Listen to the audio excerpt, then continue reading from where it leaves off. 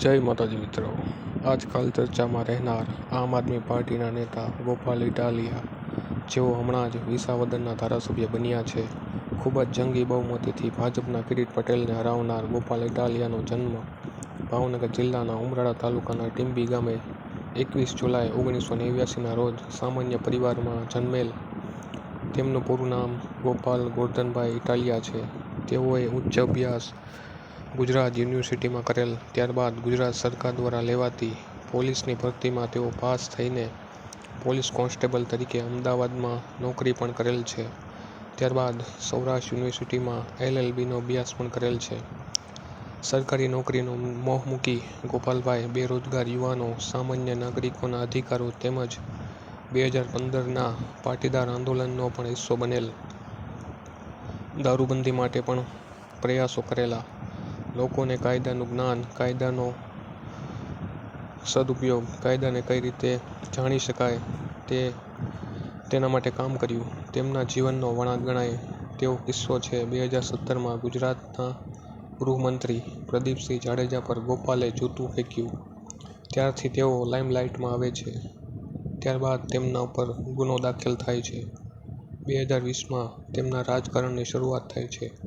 ગુજરાત આમ આદમી પાર્ટીના પ્રદેશ ઉપાધ્યક્ષ તેઓને બનાવવામાં આવે છે. ત્યારબાદ તેમને આમ આદમી પાર્ટીના અધ્યક્ષ બનાવાય છે. ઇટાલિયા ગુજરાતમાં આપના પ્રમુખ નેતામાંથી એક છે. કેજરીવાલના ખૂબ જ નજીકના ગણાય છે. ગોપાલ ઇટાલિયા પોતાના શબ્દો, સચોટ ભાષણો તેમજ ઉમદા કાર્યો થકી જાણીતા બન્યા છે. ગોપાલ ઇટાલિયા PM મોદીજીને પણ કહેતા અચકાતા નથી. તેમને પણ કઠોર શબ્દો સંભળાવી દીધેલા છે. તેઓ સુરતથી 2022માં ધારાસભ્યની ચૂંટણી લડે છે. 2022માં આપમાંથી તેઓની હાર થાય છે.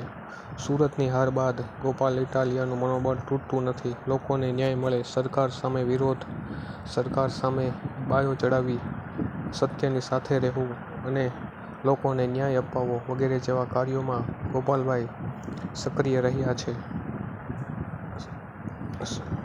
જેવી બાબતો તેમના ઉત્સાહમાં વધારો કર્યો. ત્યારબાદ વિસાવદરની પેટા ચૂંટણી જાહેર થાય છે. ગોપાલ ઇટાલિયાને વિસાવદરની સીટ પરથી આપ દ્વારા જાહેર કરાય છે. તેઓ ચૂંટણીના 2 મહિના પહેલાથી જ વિસાવદર સીટના દરેક ગામડાઓ, શહેરો અને લોકોને મળવાનું ચાલુ કર્યું. ઇટાલિયા દ્વારા ખેડૂતોના પ્રશ્નો, રોજગારી, રસ્તા, પાણી, લાઇટ જેવા પ્રશ્નોથી હેરાન થતી જનતાને આશ્વાસન આપવાનું ચાલુ કર્યું.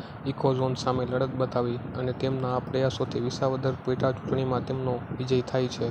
હવે તેઓ વિધાનસભામાં બેસીને લોકોના પ્રશ્નો ઉઠાવે છે કે આગળ તેમની શું રણનીતિ છે એ વસ્તુ જોવા જેવી છે.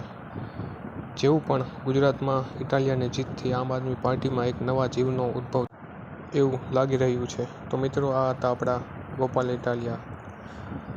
વિડીયો ગમે તો લાઈક કરો, શેર કરો, સબસ્ક્રાઈબ કરો આપણી ચેનલ જાણ્યા જેવી વાતો.